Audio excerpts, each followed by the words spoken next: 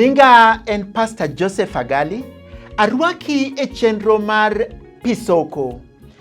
Pisoko en kama inyalo yude puonj mawuok e muma, kendo inyalo yude tiegruok kawuok e muma, kendo an jawer ibro yudo wende mawuok e muma kamori ei muma.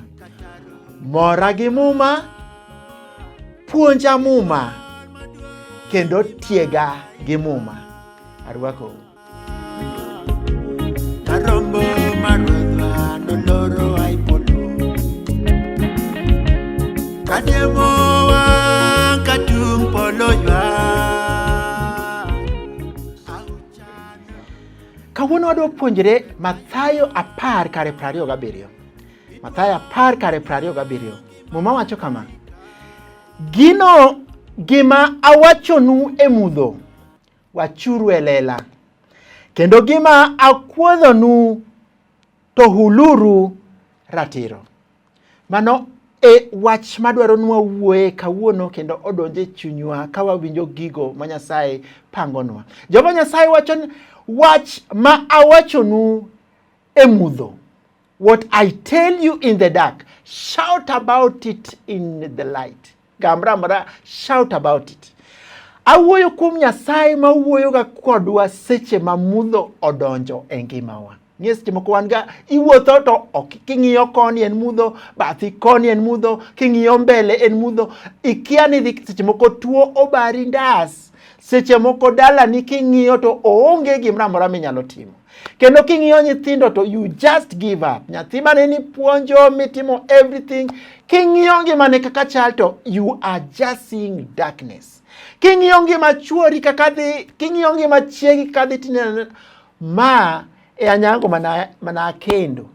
E matinde madho kong'o kendo timore kama e chiro. Inyalo ng'iyo ngima tiwacho an ngimana koro it's darkness. Yesu nowacho kama: gimoro amora ma kuodhonu, gimoro amora ma wachonu e sa ma in a darkness, shout about it in the light. Landuru ratiro mondo ng'ata ng'ato ng'e ni Jehova Nyasaye osetimonwa. Akia ni mudho mane misekale. Seche moko isekalo e mudho mandiwa maonge ng'at minyalo lerone. Seche moko kata otami e lemo, kata kidhi lemo to mudho no kende mineno. Idwaro ng'ama nyalo mako badi mondo konyi gi lemo nikech weche ineno ka tek. Seche moko kata okinyal kata ting'o badi kata ting'o wang'i kama jini tiek, okinyal wuoyo, okinyal wacho nikech mudho mandiwa misekale. Muma wacho Yesu Kristo wacho gino makuodho nikech Yesu Kristo owacho ga weche moko e seche ma ineno ni ine mudho, e seche ma ineno ni ine mudho mandiwa. Owacho ni gino manyiso kamano, beduru motegno kendo ulanduru ratiro. Yesu Kristo nyisowa nang'o?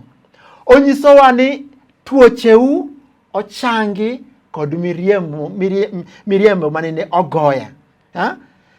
Yesu Kristo wacho by what I was caned, all the struggle, all the suffering that I have gone through, mijeledi mane ayudo, mano kelonu chang. Mochwade moriemo osekelonwa chang. Mano e wach makiwinjo, chak lando odiechieng' ratiro.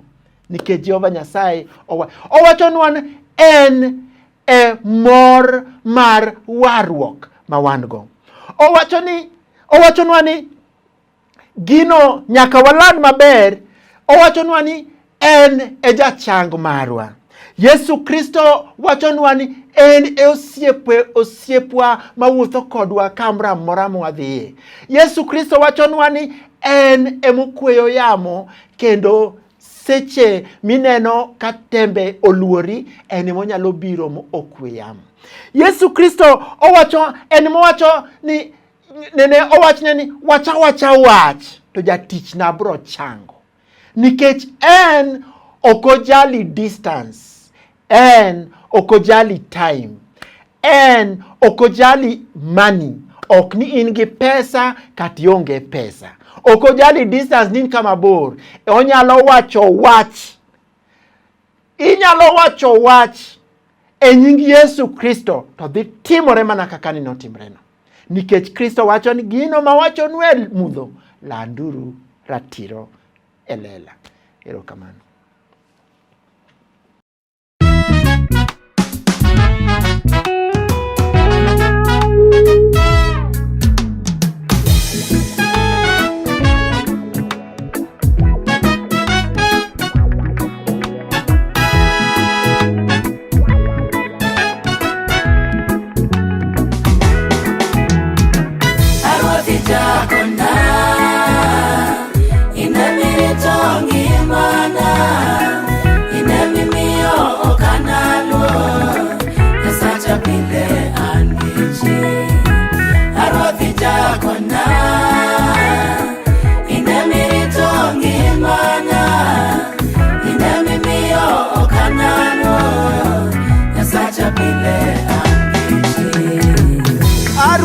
Jakonyna, ine mirito ngimana, ine mimiyo kana luor, Nyasacha pile an gi chir. Ahero Ruoth Nyasaye nikech owinjo ywakna, kendo owinjo kwayona. Adiero chiko ite ni lemona, e sa asaya makwane. Tho nene otweya gi tondene, kendo masiche mag liel noluora. Parruok kod kihondko nomaka, e kana lemo. Na ywak ni Ruoth Nyasaye, kawacho niya, ahombi Ruoth Nyasaye, yie mondo iresa Ruoth Nyasaye. Paruru jotendu, maneno wachonu wach Nyasaye. Paruru kaka ngimagi ne chalo, ituru yie mane gingo. Paruru jotendu, Awachonu wach Nyasaye. Paruru kaka ngimagi ne chalo, ituru yie mane gingo.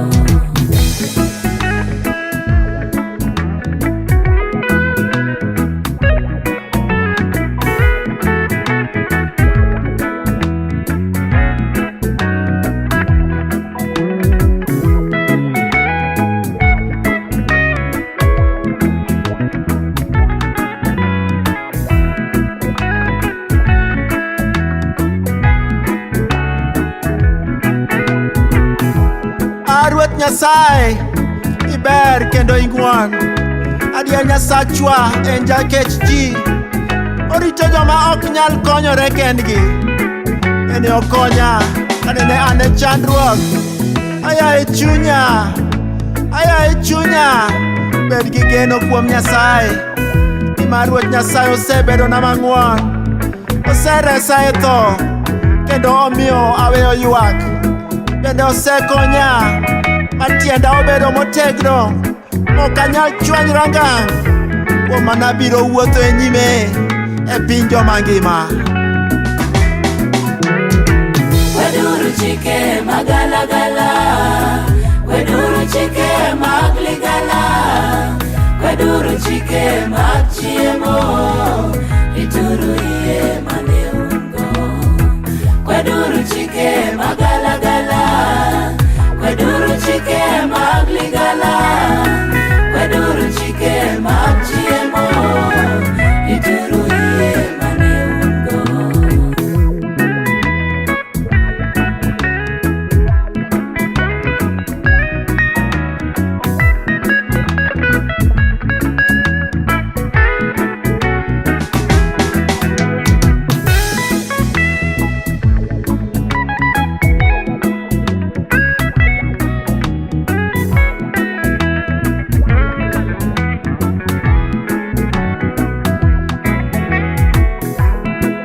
Ang'o madachiw ni Ruoth Nyasaye kuom ber duto mosetimona? Abiro kelone misango miolo piny, mondo agonego erokamano kuom resa. Bende gik mane asesingora ni abiro chiwone, anachiwne. Abiro chiwone chokruok mar joge duto. Abiro chiwoni misango a Jehova Nyasaye. Abiro chiwoni misango ma erokamano. Abiro lami ae Nyasacha.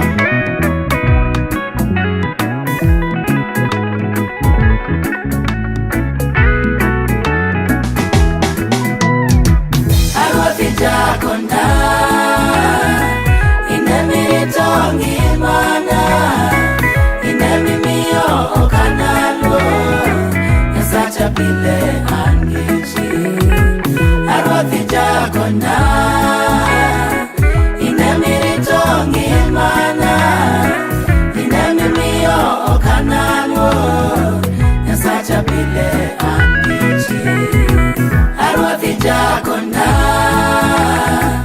inemirito ngimana, inemimiyo okanano, Nyasacha pile angichi. Arwathi jakona, inemirito ngimana, inemimiyo okanano,